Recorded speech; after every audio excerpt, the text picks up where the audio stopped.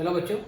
तो चैप्टर चल रहा है डिमांड का, और पिछली क्लास में हमने चेंज इन डिमांड और चेंज इन क्वांटिटी डिमांडेड, ठीक है, इनके बारे में डिस्कस किया था। तो उससे आगे बढ़ने, तो आज की क्लास में पहला आपके टॉपिक आते हैं। कहता है आपको कुछ ऐसे ही,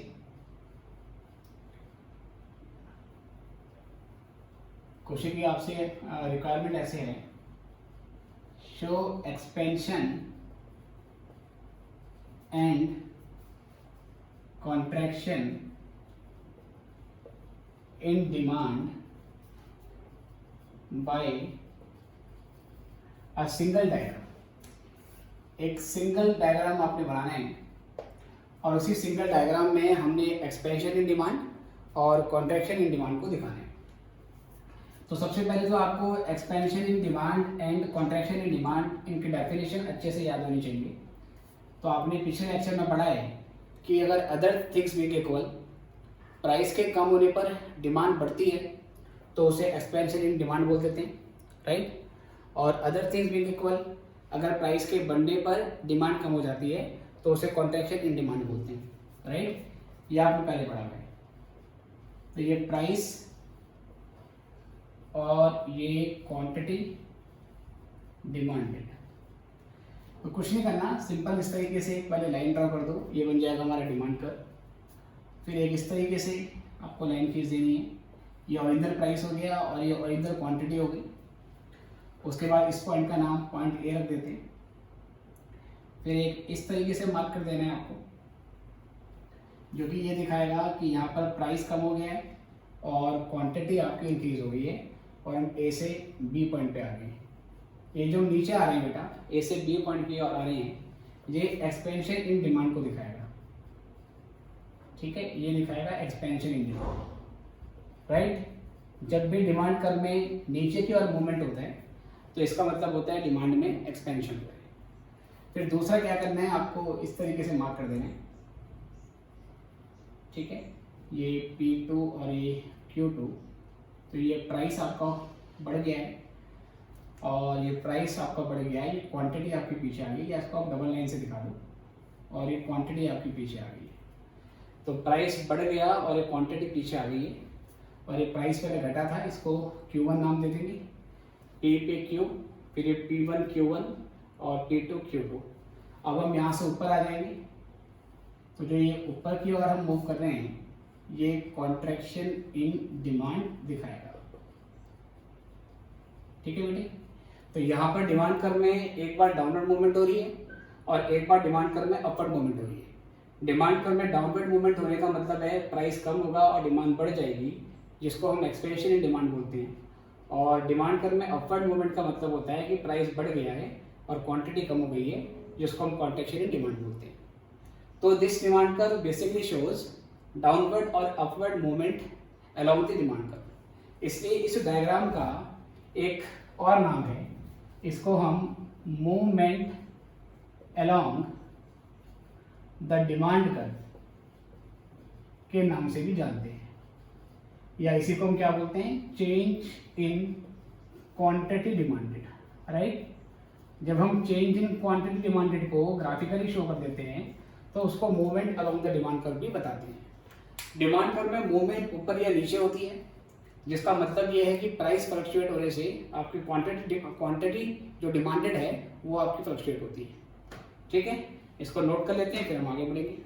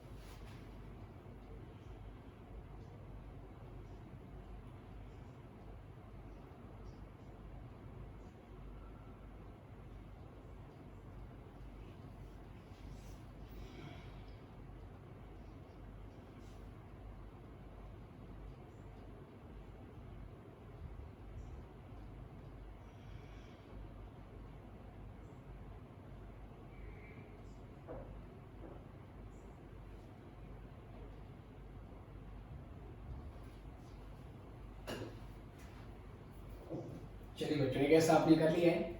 अगर रह जाए तो किसी भी टाइम आप वीडियो को पॉज करके इसे नोट कर सकते हैं। अब ये नेक्स्ट क्वेश्चन पे आऊँगा मैं।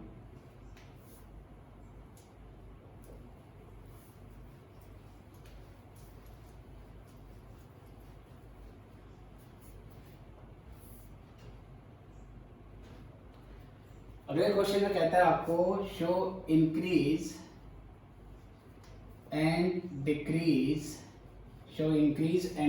In demand by single diagram.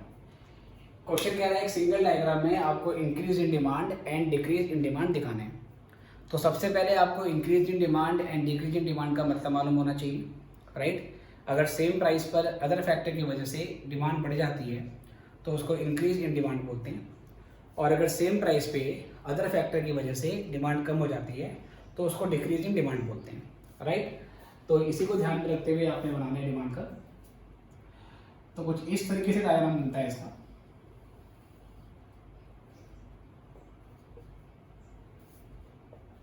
ये पहले हमने एक्स और वाई प्लॉट करे, यहाँ पर प्राइस और क्वांटिटी डिमांडेड, ये डी है आपका डिमांड का, जो कि दिखा रहा है कि इस प्राइस पर इतनी डिमांड है। फिर हमें दिखाना है सेम प्राइस पे डिमांड बढ़ जाती है, तो एक डिमांड कर्व यहाँ से बना देंगे डॉटेड लाइन में D1, और ये जो ऊपर से इधर चला गया है, शिफ्ट हो गया है D टू D1, ये हो जाएगा हमारा rightward shift in demand curve.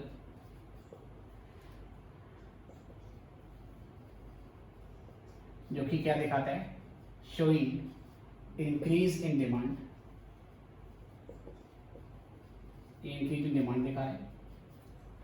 और जब सेम प्राइस पे डिमांड कम हो जाएगी बेटा, सेम प्राइस पे डिमांड कम हो जाएगी तो एक डिमांड कर्व यहाँ से बनेगा, इसको D2 मार्क कर देते हैं, और इधर आगे D2 ये शो करेगा leftward shift in demand curve, showing decrease in demand, जिसको हम डिक्रीज इन डिमांड बोलते हैं। तो इसी डिमांड कर्व में हमने राइटवर्ड शिफ्ट भी दिखा दिया और इसी में हमने लेफ्टवर्ड शिफ्ट भी दिखा दिया, राइट। तो इसका कंबाइंड नाम क्या होगा?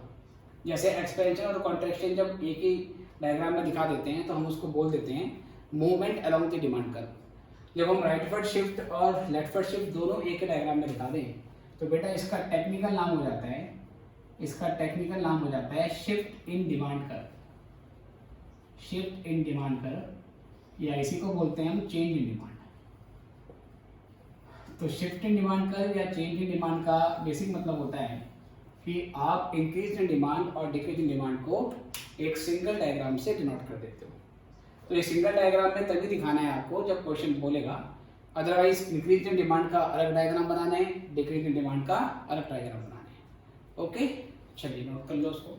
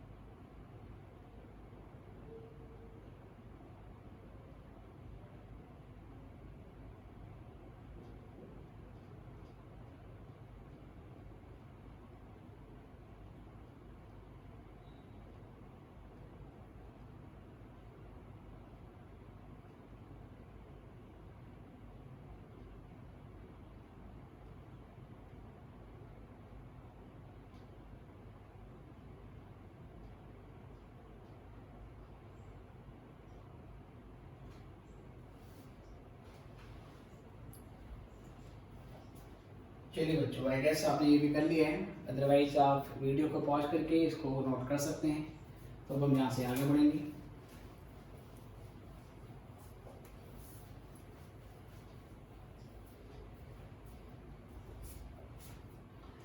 देखो, अब यहाँ से हमारे पास एक नेक्स्ट क्वेश्चन बनता है। फिर क्वेश्चन कहता है differentiate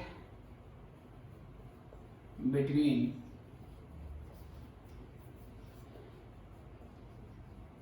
expansion in demand and increase in demand। कहता है एक्सपेंशन इन डिमांड और इंक्रीज इन डिमांड का आपको डिफरेंस बताना है। ये क्वेश्चन 3 नंबर में, 4 नंबर में, 5 नंबर में, 6 नंबर में एग्जाम में आने का चांस रहता है। मैक्सिमम 6 मार्क में आएगा। 6 मार्क में आएगा तो 6 डिफरेंस आपको बता देने। 4 नंबर में आएगा तो 4 मार्क्स, तो 4 डिफरेंस आपको देने। तो क्वेश्चन करने का तरीका क्या है बेटा, उसके बारे में बात करेंगे। तो जब आंसर लिखोगे तो पहले आपको ऐसे लिखना है बेसिस ऑफ डिफरेंस, किस बेस पे डिफरेंस निकाल रहे हैं। उसके बाद फिर यहाँ लिखोगे एक्सपेंशन इन डिमांड। बाकी आपको पता है कि जो एक्सपेंशन इन डिमांड है उसको हम इंक्रीज इन क्वांटिटी डिमांडेड भी बोलते हैं। इसको इंक्रीज इन क्वांटिटी डिमांड के नाम से भी जाना जाता है। और जो दूसरा है बेटा वो है हमारा इंक्रीज इन डिमांड। ठीक है, दोनों में डिफरेंस है, ध्यान रखना। ये इंक्रीज इन डिमांड है और ये इंक्रीज इन क्वांटिटी डिमांडेड है। दोनों का डिफरेंस लेंगे। इसमें पहला पॉइंट आएगा आपका मीनिंग। पहला पॉइंट आएगा मीनिंग। तो मीनिंग के बेसिस पे आप दोनों का डिफरेंस बताओगे। इसकी क्या डेफिनेशन है? Other things being equal, when price of a good falls and therefore its quantity demanded rises, it is called expansion in demand। इसको हम expansion in demand बोलते हैं। ठीक है, ये इसकी डेफिनेशन हो गई। इसकी डेफिनेशन क्या होगी बेटा? When demand of a good rises due two factors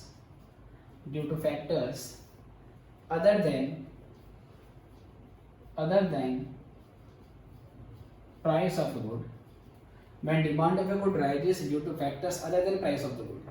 अगर प्राइस के अलावा अदर फैक्टर की वजह से डिमांड बढ़ जाती है, it is called increase in demand.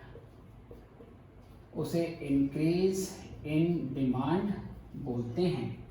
तो ये हो गया बेटा इसका डेफिनेशन। उसके बाद फिर देंगे इसका एग्जांपल कि क्या कहना चाह रहे हैं।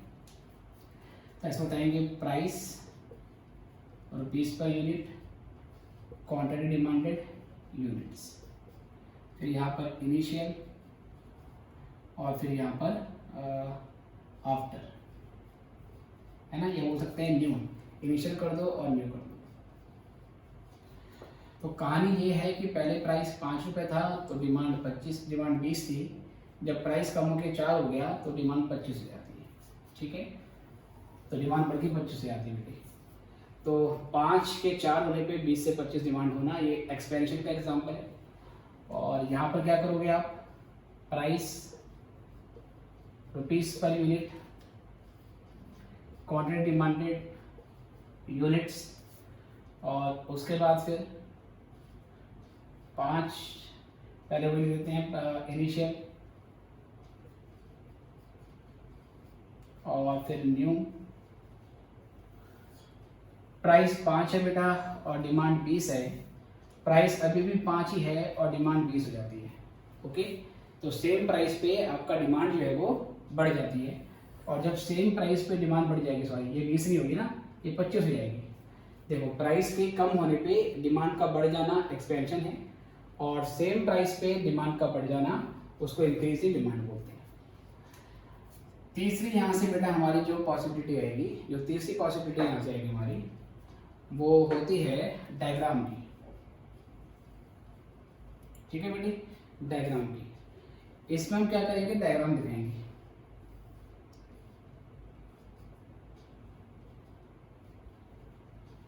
ठीक है, प्राइस और क्वांटिटी डिमांडेड। इसमें सिंपली ऐसे दिखा दोगे कि पहले ये प्राइस था और ये क्यू था, प्राइस कम होके P1 हो जाता है और ये बढ़ के Q1 हो जाती है, फिर ये यहाँ से ऐसे आ जाएगा।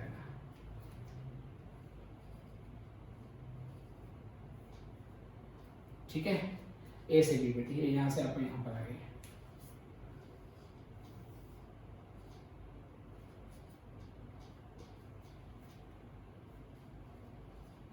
प्राइस, क्वांटिटी डिमांडेड,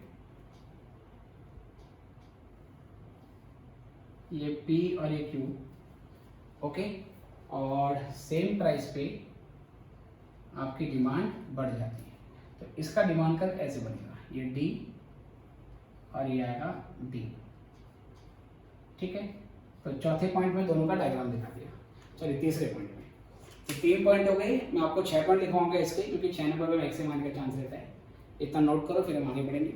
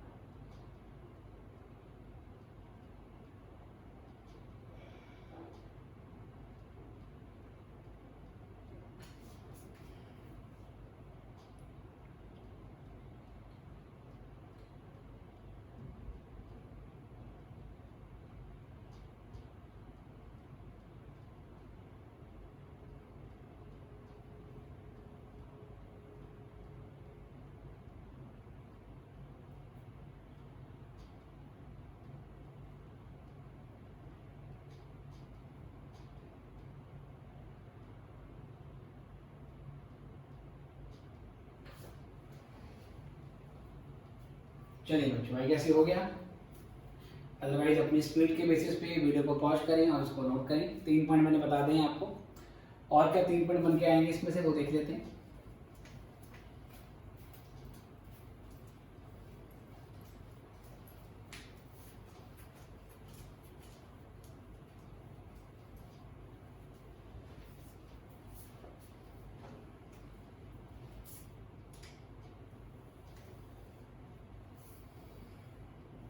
देखो बेटा, अब यहाँ से आता है 4th point.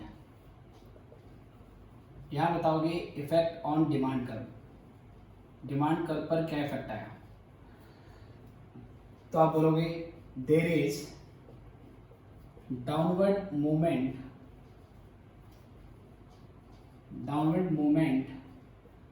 Along the same demand curve. मतलब डिमांड कर्व तो वही रहता है, उसी डिमांड कर्व में डाउनवर्ड मूवमेंट हो जाती है। कहाँ से, फ्रॉम ए टू बी। एक ही डिमांड कर्व है, बस उसी डिमांड कर्व पे हम नीचे आ गए, जबकि यहाँ पर 2 डिमांड कर्व हो जाते हैं। इसका मतलब जो ओरिजिनल डिमांड कर्व है, वो डिमांड कर्व अपनी ओरिजिनल पोजीशन से शिफ्ट हो जाता है। तो यहाँ पे लिखोगे there is rightward shift in demand curve from D to D1। जो डिमांड कर्व वो शिफ्ट हो जाता है, पहले D था, अब वो D1 हो गया है और वो राइट साइड में शिफ्ट होकर चला जाता है। फिर यहां से पूछेगा रीजन मतलब कि ये एक्सपेंशन इन डिमांड क्यों होता है, इसका रीजन क्या है। इसका रीजन है fall in price of the good only. ये सिर्फ और सिर्फ जिस क्वांटिटी की हम डिमांड की बात कर रहे हैं उसका प्राइस फॉल होने की वजह से होता है, क्योंकि बाकी सारे फैक्टर तो इसमें कांस्टेंट माने जाते हैं। एक्सपेंशन का एक ही रीजन होता है कि प्राइस कम हुआ है और डिमांड हमारी बढ़ गई है।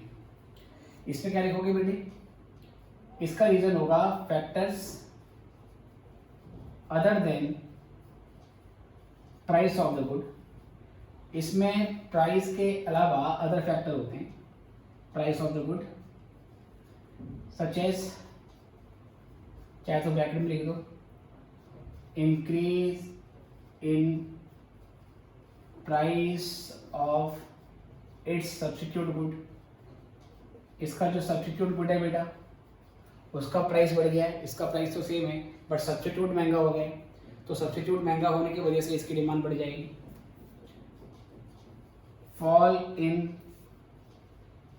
Price of its complement good. इसका जो कॉम्प्लीमेंट गुड है बेटा उसका प्राइस फॉल हो गया है, इसका प्राइस तो सेम है। लाइक कार का प्राइस फॉल हो गया तो कार लोग ज़्यादा परचेज करेंगे, तो पेट्रोल का प्राइस सेम है बट फिर भी उसकी डिमांड बढ़ जाएगी। इसके अलावा increase in income of consumer, और 2-3 लिखने हैं आपको, increase in income of consumer etcetera etcetera. Right sir, तो ये इसका 5वां पॉइंट हो गया। 6वां पॉइंट से 6वां पॉइंट यहाँ से होता है आपका फिर क्लासिफिकेशन। इसको क्लासिफाई कैसे किया जाता है? तो जो एक्सपेंशन इन डिमांड होता है वो चेंज इन क्वांटिटी डिमांडेड के अंदर उसको हम क्लासिफाई करते हैं। इसके 2 पार्ट होते हैं, एक एक्सपेंशन होता है और दूसरा कॉन्ट्रैक्शन होता है ना। दोनों किसके, एक्सपेंशन और कॉन्ट्रैक्शन दोनों चेंज इन क्वांटिटी डिमांडेड का पार्ट होते हैं। तो लिखोगे it is classified under change in quantity demanded. ये चेंज इन क्वांटिटी डिमांडेड का ही एक एस्पेक्ट है, एक कंपोनेंट है, उसका एक पार्ट है। और इसमें क्या करते हैं बेटा, इसके बारे में क्या लिखेंगे? सेम प्राइस पे डिमांड बढ़ना या डिमांड घटना वो चेंज इन डिमांड का पार्ट हो जाता है। तो उसके बारे में लिखोगे it is classified under change in demand. ठीक है बेटा, उसको चेंज इन डिमांड का पार्ट माना जाता है। It is classified under change in demand. तो ये इस तरीके से ना आपके 6 पार्ट बन जाते हैं बेटे। 4 नंबर में आएगा 4 पॉइंट लिखने हैं, मतलब शुरू के 4, और 6 नंबर में आएगा तो शुरू के 6 पॉइंट लिख देने हैं आपको। अच्छा, इसी का एक उल्टा क्वेश्चन भी बनता है। जैसे मैंने आपसे पूछा है एक्सपेंशन में और इंक्रीज इन डिमांड में क्या डिफरेंस है, 6 पॉइंट आपने बता दिए। ऐसे अगला क्वेश्चन बनेगा differentiate between contraction in demand and decrease in demand. Right, differentiate between contraction in demand and decrease in demand. तो बिल्कुल ऐसे ही 6 पॉइंट आपने बनाने हैं, और जब आप ये 6 पॉइंट कंप्लीट कर लोगे आपने व्हाट्सएप में फिर मुझे क्या करना है बेटा, वो 6 पॉइंट कॉपी में लिख के मुझे भेजने हैं, ताकि मैं वेरीफाई कर सकूं कि आपने सही लिखा है या गलत लिखा है। क्योंकि क्वेश्चन बहुत इंपॉर्टेंट है, दोनों में से कोई ना कोई एक पेपर में पक्का आता है। इसको नोट कर लीजिए, फिर हम आगे बढ़ेंगे।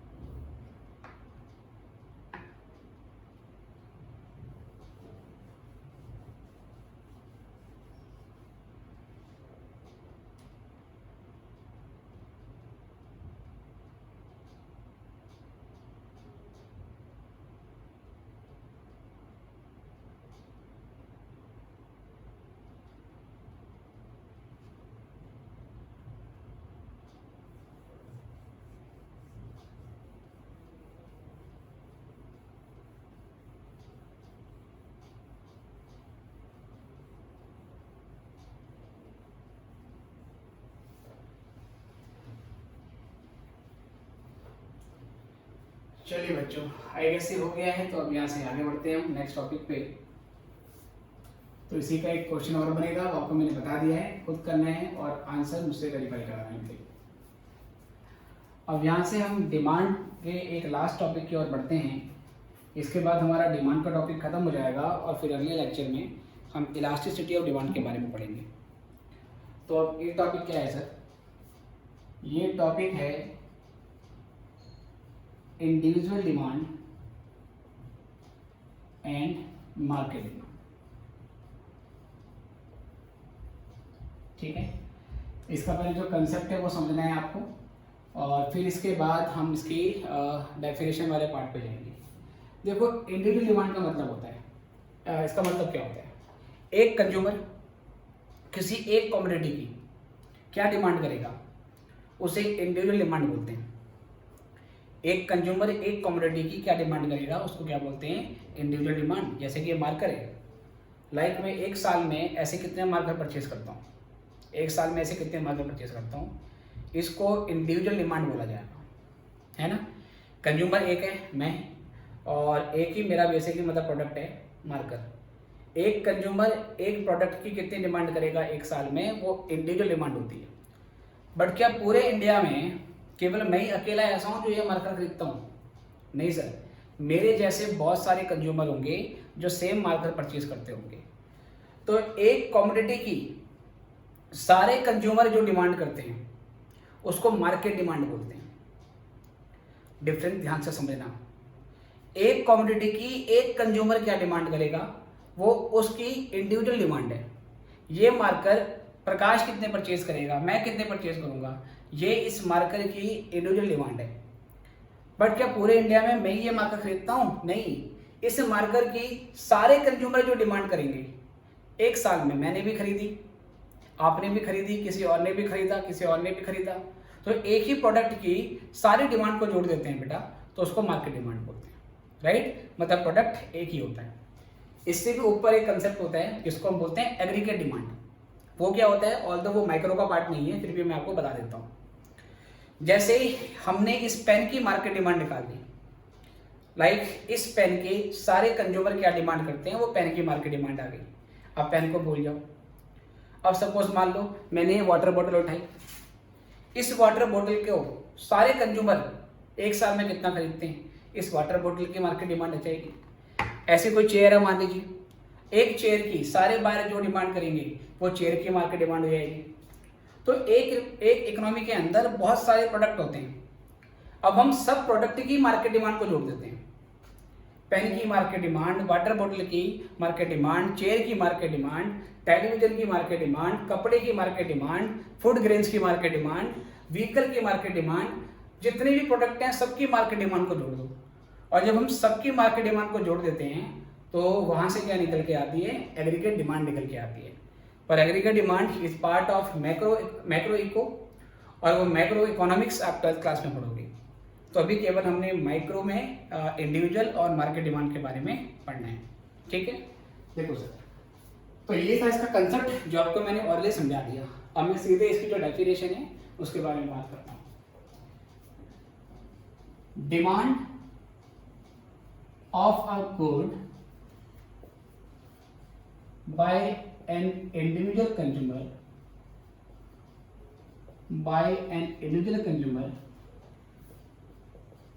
at a given price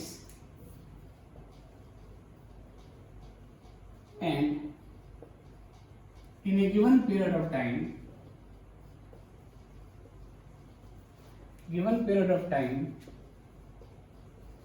is called individual demand। इसको हम इंडिविजुअल डिमांड बोलते हैं। और इसके बाद sum of demand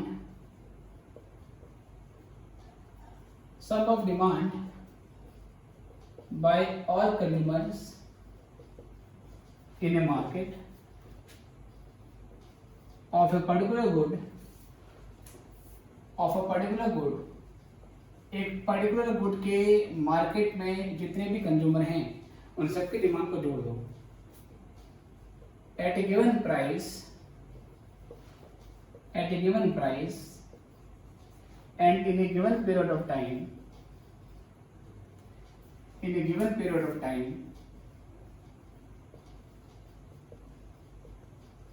is called market demand. उसको हम मार्केट डिमांड बोलते हैं। ठीक है बेटे, उसको मार्केट डिमांड बोला जाएगा। तो यहां से कह सकते हैं hence market demand is sum of individual demand of all consumers in market। ठीक है, market demand is sum of individual demand of all consumers in a market. एक मार्केट में जितने भी बायर होते हैं सबके डिमांड को ऐड कर देते हैं, उसको मार्केट डिमांड बोलेंगे। पर ध्यान रखना कि एक ही प्रोडक्ट होना चाहिए। Market demand of a product बीच में ऐसे लिखो बेटा, hence market demand of a good is sum of individual demand of its all consumer, है ना, ऐसे देते हैं। Hence market demand of a good is sum of individual demand of its all consumers in market। Market में जितने भी consumer होते हैं किसी कम्युनिटी के, उन सबके डिमांड को जोड़ देंगे तो वहां से मार्केट डिमांड बन के आ जाती है। अब मार्केट डिमांड का कई बार क्वेश्चन में बताता है कि मार्केट डिमांड ऑब्टेन कैसे होती है, उसका प्रोसेस समझाओ और उसका डायग्राम बताओ। तो ये नोट कर लेते हैं। हमें इसके बाद एक टेबल बनानी है और फिर एक डायग्राम बनाना है।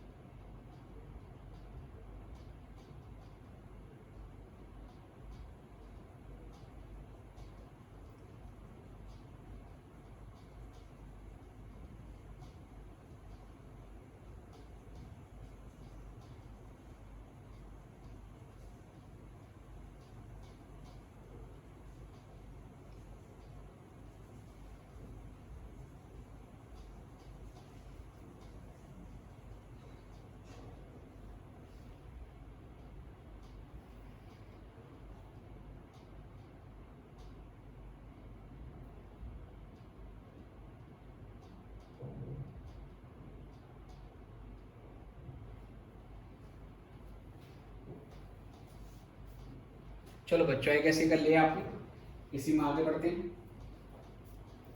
अब एक शेड्यूल से और एक डायग्राम के थ्रू हम समझाते हैं कि मार्केट डिमांड किस तरीके से ऑब्टेन होती है।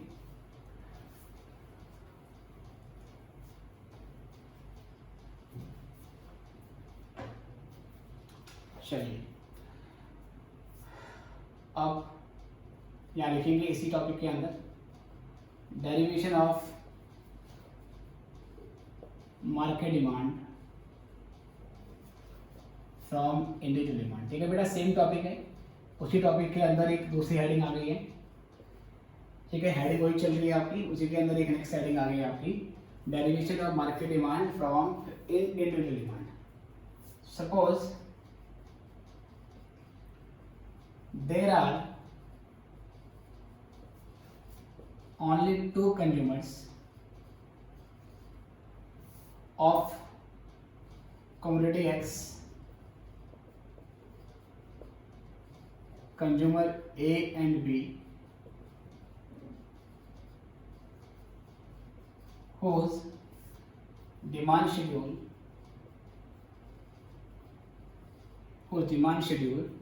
is as follow।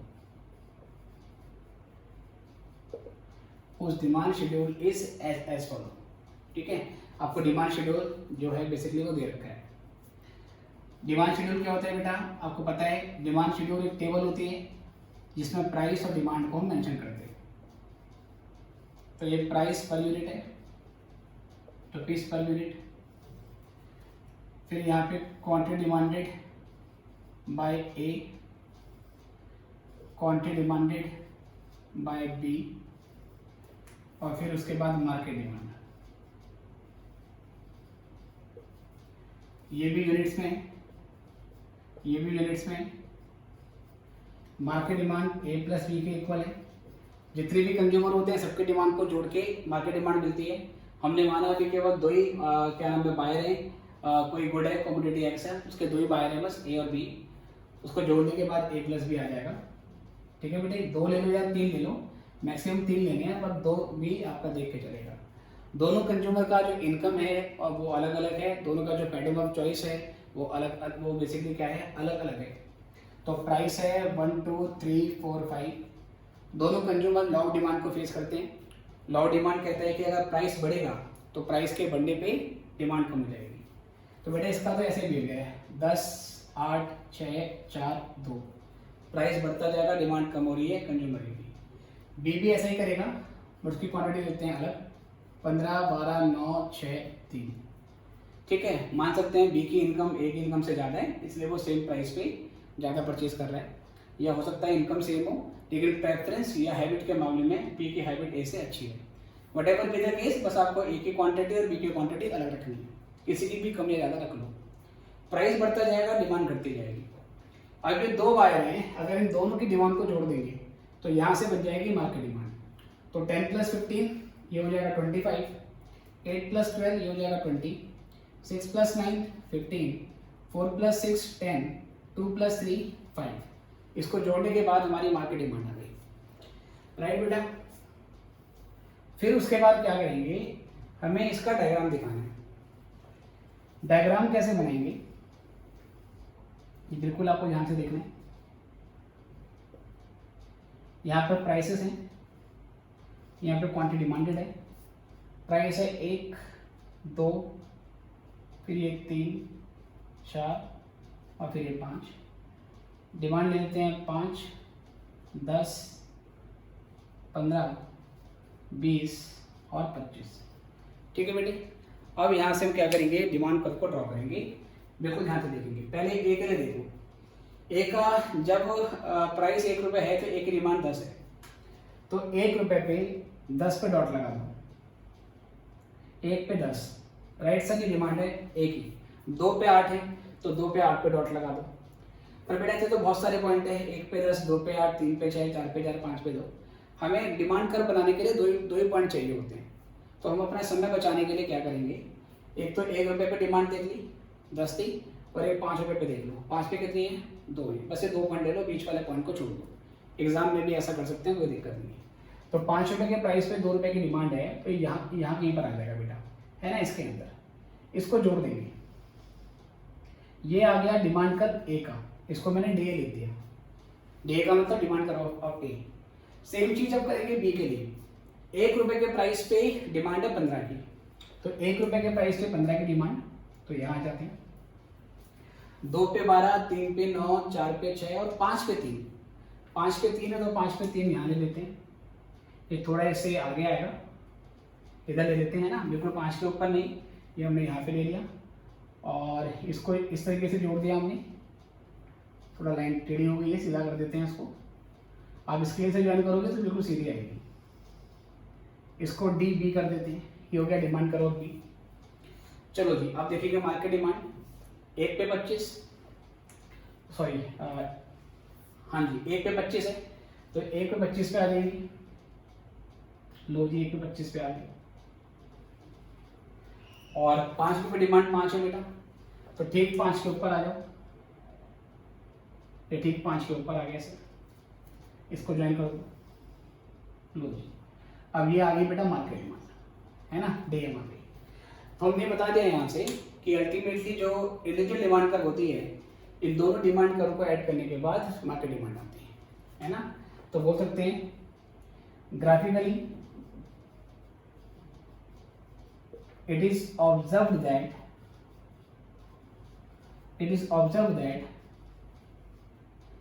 market demand curve DM is obtained by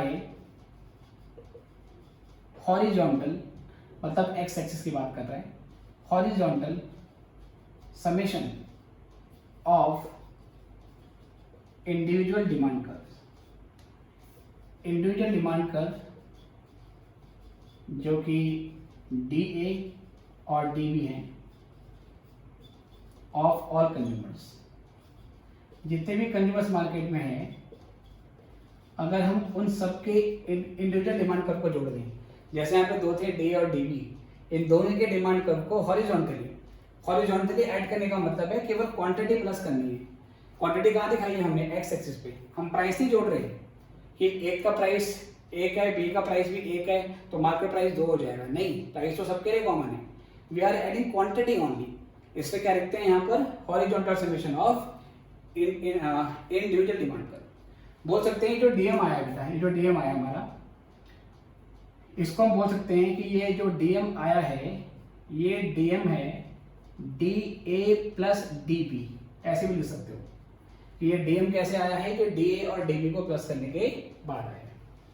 तो ये टॉपिक भी बेटा हमारा खत्म हो गया है और अब अगली क्लास में हम इलास्टिसिटी ऑफ डिमांड के बारे में बात करेंगे, जो कि डिमांड का ही एक नेक्स्ट लेवल है और बहुत ही मज़ेदार टॉपिक है। ठीक है बच्चों, तो अभी के लिए इतना ही, फिर मिलेंगे आपसे नेक्स्ट क्लास में। Good bye.